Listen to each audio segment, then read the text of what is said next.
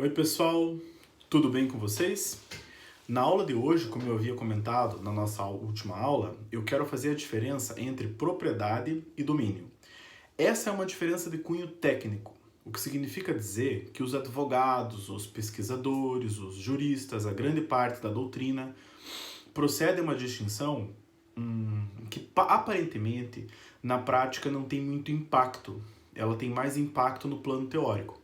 Eu até acho que seja verdadeira essa afirmação e não vejo problema nela, portanto, mas se nós pararmos para pensar e estabelecermos uma diferença entre domínio e propriedade, os efeitos práticos de quem exerce o direito de propriedade serão melhor conformados ao fato de ser proprietário. Por exemplo, a doutrina fala, eu tenho aqui, que propriedade é uma obrigação frente à sociedade e ao Estado, que se manifesta através do cumprimento de deveres que são externos ao domínio. Como é que é?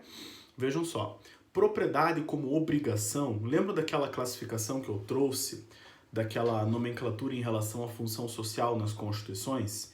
E aí eu falava que a Constituição da Alemanha dizia que a propriedade obriga. Obriga o quê? Obriga que o seu uso cumpra aos fins sociais, ao interesse coletivo, ao benefício social. O proprietário não pode ser uma pessoa que faz absolutamente aquilo que ele quer com o seu direito de propriedade. Recentemente, em tempos de pandemia, com essa questão do Covid, nós conseguimos perceber uma série de limites ao direito de propriedade. E também mencionei, na nossa última aula, a requisição administrativa de bens particulares como uma fonte de direitos ao Estado, do Estado utilizar a propriedade privada do cidadão sem o dever de indenizá-lo, percebem? Por isso que a gente fala que a propriedade obriga. Obriga quem? O seu titular. Frente a quem? A sociedade, aos seus demais co-solidários, seus co-cidadãos, mas também perante o Estado. Então a obrigação que o proprietário tem perante a sociedade é de dar funcionalidade econômica à sua propriedade. Fazer aquela propriedade gerar riqueza. E a obrigação que o proprietário tem frente ao Estado é cumprir a função social. Em todas as suas facetas, em todas as suas possibilidades de manifestação. Como, por exemplo, função social rural, atendimento dos recursos naturais escassos recentemente, atualmente, nós não podemos deixar de falar da qualidade e da capacidade do abastecimento de água potável nas cidades, que pode ser afetado pelo uso da água no campo. Então estão vendo o aproveitamento racional como ele é de fácil constatação. Preservação do meio ambiente, cumprimento das normas regulamentares relativas ao trabalho do trabalhador no campo, tudo isso são deveres frente ao Estado. Agora, deveres frente à sociedade qual a utilidade que a tua propriedade dá para a tua sociedade e para os seus vizinhos? A tua casa está fechada no centro da cidade? Então ela não está funcionalizada economicamente. A tua casa está sendo alugada e o locatário que está utilizando essa casa não tem outro imóvel no seu nome, ou a sua propriedade está sendo locada para um fundo de comércio, muito bem, você está funcionalizando a sua propriedade. Perceberam? Então, propriedade traz deveres externos ao domínio, deveres mais gerais. Domínio não. Não dá para confundir propriedade com domínio. Domínio envolve o direito de usar, gozar, dispor e reaver. Repetindo, domínio envolve o direito de usar, gozar, dispor e reaver. Portanto, é um poder que o titular do direito de propriedade tem, não é mais um dever, é uma faculdade que ele é interno à própria coisa agora considerada. Ele é do carro, ele é da casa e o proprietário titular de direito real sobre essa coisa faz o que bem entender, contanto que não passe por cima dos limites constitucionais, administrativos, ambientais, florestais, de interesse público, de interesse privado, relativos ao direito de propriedade. Em relação aos elementos do domínio, convém mencionar o direito de usar. O direito de usar se manifesta através da colocação do bem a serviço do proprietário. Esse poder é empregado em benefício do titular do bem quando, como habita uma casa ou permite que terceiro o faça. Tá usando, né? Mas tem uma coisa, pessoal, que a doutrina pouco comenta, que vai estar lá na obra do Caio Mário, que é um clássico em matéria de direito e propriedade, que ele diz assim, ó: usar não é somente extrair efeito benéfico, mas também ter a coisa em condições de servir. Olhem que interessante, essa constatação permite que nós possamos concluir que existe dentro do direito de usar o direito de não usar. Acontece que esse direito do domínio, poder interno, pertencente à própria coisa, pode entrar em conflito com a propriedade, com a ideia de propriedade como função social, portanto externa, portanto ligada ao Estado, e a propriedade como funcionalidade econômica, portanto externa ao domínio novamente, porém agora com aquele dever que o proprietário tem frente à sociedade.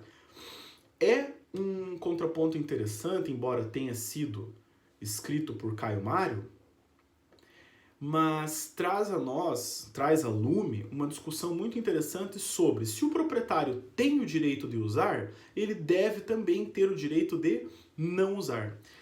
Isso, na verdade, é muito controverso se nós falarmos em propriedades rurais não produtivas e se nós falarmos em propriedades urbanas não funcionalizadas economicamente. Por que isso é controverso? Porque o Estado não quer esse tipo de situação jurídica. O Estado não quer que você tenha propriedades que não use. Por isso, o domínio sofre uma interferência do direito de propriedade. Não podemos confundir. Propriedade está num balaio, domínio está em outro. Propriedade é um dever, enquanto domínio é um poder. Propriedade é externa aos elementos do domínio, domínio é interno à própria execução da coisa. Muito bem. O direito de gozar, nós estamos agora dentro do domínio. Usar, gozar, dispor e rever. Gozar. Expressa o sentido de fazer frutificar a coisa e auferir os produtos que dela advierem. O direito de gozar, que pertence ao domínio, é o direito de coleta, o direito de extração da frutificação. Como, professor, que você consegue vislumbrar isso na prática? Através de uma propriedade imóvel, por exemplo. A propriedade imóvel, pessoal, se o seu proprietário sai dela, que tipo da execução possessória, que tipo de posse ele passa a exercer? Indireta, porque ele não está mais em contato físico com aquele bem. Logo, a sua casa fica vazia. Se ela fica vazia, ele não pode alugar? Pode alugar. Para quem ele aluga, locatário, o locatário tem ou não o dever de pagar o contrato de locação, de remunerar o contrato de locação, pagar o aluguel mês a mês? Tem? Tem. Imagine que esse aluguel mês a mês rende 15 mil reais para o seu legítimo proprietário, possuidor indireto. Com esses 15 mil, ele pode se manter? Ele pode viver? O que é isso? É o direito de gozar, é o direito de fazer frutificar a coisa. O direito de dispor, por sua vez, envolve o poder de consumir o bem, alienar, gravá-lo ou submetê-lo ao serviço de terceira pessoa. Também desfrutar do bem. O direito de dispor é o direito mais importante do direito de domínio, porque é ele que garante ao legítimo proprietário a característica de efetivo dono da coisa. Ele também, segundo Caio Mário, reveste-se ou externaliza-se através do ius abutendi. Como é que escreve? Jus. J-U-S, espaço, abutendi. Como fala, escreve. O ius abutendi é o direito de disposição jurídica e de disposição econômica. O de direito de vender, gravar, onerar, hipotecar, criar uma cláusula de usufruto, mas também o direito de destruição da coisa, de eliminar aquela propriedade. O proprietário tem, e somente o dono tem esse direito. Quais são os efeitos práticos disso, professor? O contrato de locação celebrado com legítimo proprietário, detentor de registro de imóvel, em que comprove a propriedade indireta, a posse indireta, portanto a propriedade, não pode servir ao locatário como título para sublocação. O locatário que está ali naquela casa não pode dispor o bem para terceiros, porque ele é possuidor direto. E possuidor direto não é necessariamente titular de direitos reais sobre a coisa. Por quê? Porque ele não pode dispor. O locatário não tem ius abutendi, certo? O predicado reaver, então vamos lá, domínio, usar, gozar, dispor, reaver. O predicado reaver trata-se do direito exercitável mediante o uso de uma ação específica, chamada ação reivindicatória. É o direito de sequela pertencente à propriedade como um direito real por natureza. Eu, legítimo proprietário, posso buscar a minha propriedade das mãos de quem quer que ela esteja. Lá nos contratos, eu espero que vocês lembrem. Lembram da garantia por evicção? Evicção era um vício no direito do alienante. Quem vendeu não era legítimo proprietário, mas ele dispôs da coisa que estava bloqueada num processo trabalhista porque servia como quitação de verbas salariais de natureza alimentar. Vai ter o evictor, vai ter o evicto, vai ter o vencedor, vai ter o perdedor. E se essa propriedade for negociada através de um negócio jurídico translativo, de um negócio jurídico bilateral, sinalagmático e comutativo, o adquirente perde essa propriedade. Por que ele perde? Porque o direito de reaver é apenas do legítimo proprietário, agora credor da ação trabalhista. Então isso envolve o direito da ação reivindicatória. O que é a ação reivindicatória? Vamos a ela. Videoaula é bom porque dá para fazer bastante conteúdo e vocês podem dar um pausa no vídeo a qualquer momento e voltar em caso de dúvida. Muito bem, a ação reivindicatória, ela nasce da diferença entre propriedade e domínio. Nós não podemos confundir propriedade com domínio mais, tá? Propriedade é o quê? É um dever externo e domínio é um poder interno. Ah, professor, mas para lá. E aquele conceito do Orlando Gomes que você trouxe para nós? Aquele conceito serve para propriedade. Mas a gente não tinha comentado lá naquele momento, que não era o momento para isso ainda, que a propriedade era um dever. Após nós termos enfrentado as várias formas de função social, agora nós estamos preparados para falar da propriedade como um dever. Mas voltando, ao domínio, usar, gozar, dispor e reaver, que não se confunde com propriedade, dentro do direito de reaver está residente a ação reivindicatória. Conceito de ação reivindicatória. A ação em que o proprietário, olha só pessoal, proprietário poderá reaver a coisa daquele possuidor que não é proprietário, ficando a cargo do primeiro a prova do seu domínio e a prova da posse injusta do segundo. Então, imaginem que existe uma questão conflituosa.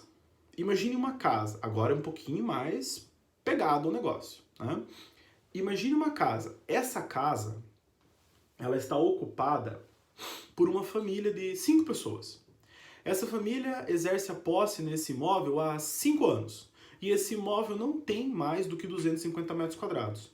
Essa família estabeleceu ali a sua moradia e realizou obras de caráter habitual e produtivo. Logo, não passando de 250 metros quadrados, vai ter direito ao uso capião especial rural, uso capião especial urbana. E se não passar de 50 hectares, vai ter direito ao uso capião especial rural. Teremos aula sobre isso.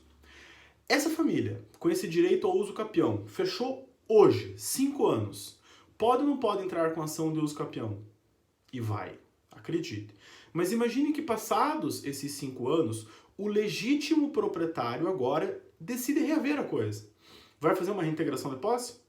Pode fazer. Pode fazer. Mas percebe que já passou naquela posse, a posse já é velha, 5 anos, e esses 5 anos não dão direito àqueles possuidores de ingressarem como uso capião para obter o título de propriedade? Então tá ou não tá, vamos ao português aqui mais chulo, perigando o legítimo proprietário perder a coisa? Tá, né, pessoal? Esse legítimo proprietário reivindica o imóvel. O que ele faz? Não faz reintegração? Não. Faz muito mais do que uma ação possessória. Faz uma ação petitória. Ele pede a coisa e pede o reconhecimento judicial através de uma sentença declaratória.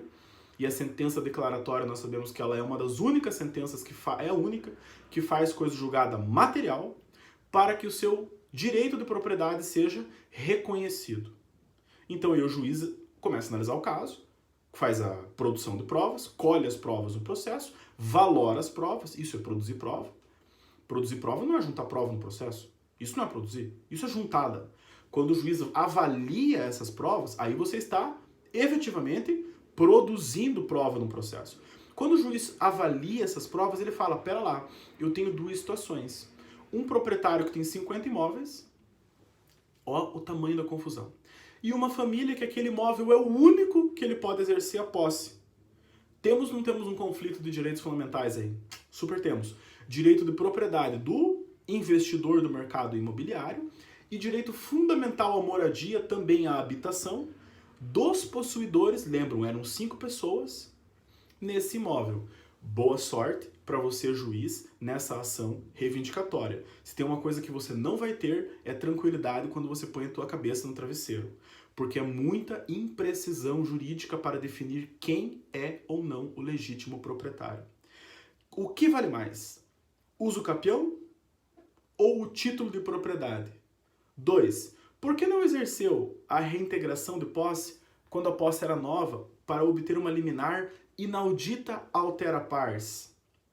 Ou, quando a posse era velha, por que não fez uma tutela antecipada, pedindo uma liminar de reintegração de posse? Agora, que já completou 5 anos, você vai querer a coisa de novo? Porque existe um risco da família fazer uma ação de uso capião? Explica melhor isso para nós. O que te despertou o interesse em rever a coisa depois de uma família ter o prazo prescricional de aquisição, portanto, de uso capião, consagrado pela jurisprudência e pela legislação? Boa sorte.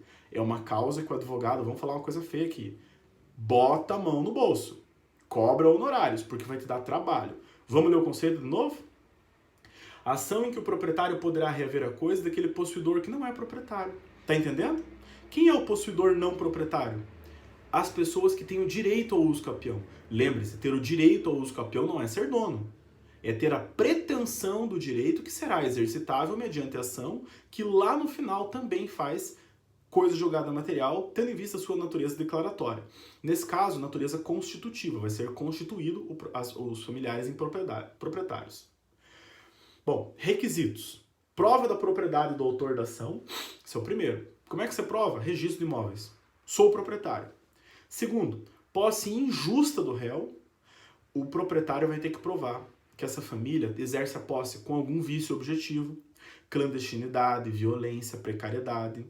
Vai ter que provar que a família que está lá, os 5 ocupantes, eles tinham o dever de restituir, que havia um comodato, que havia um mútuo, que havia um contrato de locação verbal, sabe Deus. Mas tem que provar o legítimo proprietário como requisito da reivindicatória de que aquela posse é injusta. E o terceiro requisito, a individuação do imóvel reivindicado. Certidão de confrontantes, no mínimo, tem que fazer parte dos autos. Ah, professor, mas modernamente o registro de imóveis e as matrículas vêm com esse confrontante. Tecnicamente eu não aconselho. Né? O que você puder fornecer para o juiz que ele possa individuar, né? Não é bem individualizar, porque a gente não está ainda falando em titularidade. Nós estamos falando em indivíduo, tornar individual. O que o juiz puder tornar individual esse imóvel, melhor. Se ele tem as certidões em mãos, muito fácil. Legitimado ativo, proprietário pleno ou limitado. Pleno ou limitado? Irrevogável ou dependente de resolução. Aqui merece um comentário. Proprietário pleno, no caso dessa família de 5 pessoas, é o legítimo proprietário que tem o título de imóvel do cartório de registro de imóveis em mãos. Agora o limitado é aquele cara que está comprando em alienação fiduciária e garantia da Caixa Econômica Federal. E aí a Caixa perde, por exemplo, os recibos de pagamento, os recibos em que poderia dar, num momento futuro, a quitação desse imóvel para o proprietário resolúvel e não dá a quitação. O proprietário faz uso capião contra a Caixa? O proprietário reivindica a coisa. E aí ele faz o quê? Qual é a condição dele, perdão? É um proprietário limitado, porque é pendente de resolução a sua propriedade. Segundo requisito, herdeiro mesmo que sem registro do título de formal de partilha. Olha que interessante. Na ação reivindicatória, o herdeiro também é legitimado ativo. E no caso do herdeiro, não é necessário o registro do formal de partilha. Querem me perguntar por quê? Não façam isso porque nem eu sei. Certo? Porque ele tem a propriedade que uma hora ou outra vai para ele, né? Com o princípio de saicene lá no direito de sucessões, fechando a vida, abre a sucessão hereditária. Fechando-se a vida, leia-se morte, abre a ordem de chamamento, a ordem de vocação. Os herdeiros serão chamados a comparecer no processo. Cedo ou tarde, serão considerados proprietários. E letra C, como legitimado ativo, cessionário de direitos sobre a propriedade. Quem são? São aqueles sujeitos que têm compromisso de compra e venda, não averbado em cartório, não há necessidade de averbação, mas que não registraram os imóveis em seu nome. Então eles podem reivindicar a coisa. O que eles vão querer na sentença? O direito ao registro, certo? Legitimação passiva, mais fácil, pessoal. Qualquer pessoa que ocupe o imóvel na condição de não proprietário de forma injusta. Quem, professor? Qualquer pessoa que ocupe o imóvel na condição de não proprietário de forma injusta. Então, eu trago aqui, a doutrina traz, né? Não eu. Mero detentor, então, o caseiro tá lá, por exemplo, possuidor de boa-fé, possuidor de má-fé, possuidor direto ou possuidor indireto. Nossa, que grande o espectro! Claro, é uma reivindicatória. Se você vai reivindicar, você tem o direito de reivindicar das mãos de quem quer que seja. Lembre-se do domínio e lembre-se da distinção entre domínio e propriedade. Aí, objeto dessa ação. Letra A. Visa o reconhecimento da propriedade. Olha que interessante. O objeto é ou não é semelhante ao do uso capião? Não é semelhante, pessoal. É o mesmo objeto. É o objeto igual. É o mesmo objeto. Letra B. Reconhecimento de coisas móveis, da propriedade de coisas móveis, da propriedade de coisas imóveis e da propriedade de coisas coletivas, condomínios. E as universalidades de fato. O que é uma universalidade de fato? É o contrário de uma universalidade de direito. Que resposta bonita. Já pensou? No concurso, na última fase para juiz federal, você responder isso? E não está errado. Só que desenvolva agora, né? Você falar que universalidade de fato não é de direito. Universalidade de fato, pessoal, são coisas sem a comprovação da propriedade através de um justo título que estão aglomeradas. Que você pode individualizar, mas você ainda não individualizou. Uau! Eu adoro esse conceito. Obviamente é do melhor autor de direito real, que é o Arnaldo Rizzardo. Exemplo: rebanho, boiada, tropas de animais cavalares, etc. Certo? E aí, para encerrar, distinção com a reintegração de posse. Rizzardo traz 4 elementos. Na reintegração de posse, o titular do direito da ação, autor, alguma vez já exerceu a posse. Na reivindicatória, pode ser que ele nunca tenha exercido. Imagine, por exemplo, que ele é um herdeiro, que não sabemos que não precisa nem do registro do formal de partilha, que herdou a casa, mas lá dentro tem uma outra pessoa morando. O herdeiro nunca colocou os pés ali dentro, ele está herdando vastas quantidades de propriedade. Ele nunca exerceu a posse. Ele vai fazer uma emissão na posse? Ou ele vai fazer uma reivindicatória? Ele pode fazer as duas coisas. Ele faz a emissão, que tem eficácia integrativa, mas é uma ação possessória. Agora, se ele estiver com a intenção de reconhecer a propriedade para si, aí ele tem que fazer algo petitório, mais pesado. Aí ele ajuiza com a reivindicatória, ok? Na reivindicatória, nunca houve exercício possessório. Os efeitos da reivindicatória atingem o domínio. Vocês estão vendo? Não atinge só a propriedade. São efeitos muito mais extensivos, como o direito de usar, gozar, dispor e rever. E os efeitos da ação reivindicatória tendem a ser perpétuos. Os efeitos da reintegração não atingem o domínio, porque na reintegração o juiz vai dar o exercício possessório a quem foi esbulhado. Tão somente. Na reivindicatória, O juiz faz mais que isso. O juiz entrega o reconhecimento da propriedade da coisa móvel, imóvel ou da universalidade de fato. Ok? Então, 25 minutos na tampa. Muito obrigado. Até a nossa próxima aulinha, pessoal. Próxima aula, quero só dar uma olhadinha aqui, enquanto eu falo. Já deveria estar aberto. A nossa próxima aula será a aula... Deixa eu ver aqui. Vai demorar um pouquinho para a prova ainda, né? A gente tem mais aula. Eu quero acreditar que na nossa próxima aula falaremos de uso capião, tá bom? Uso capião na modalidade judicial, que é a mais comum de todas, e também uso capião administrativo ou extrajudicial. Certinho? Em breve eu vou marcar a nossa prova. Eu ainda não consegui fazer isso. Eu preciso planejar melhor, mas o prazo tá aí, tá? Obrigado, pessoal.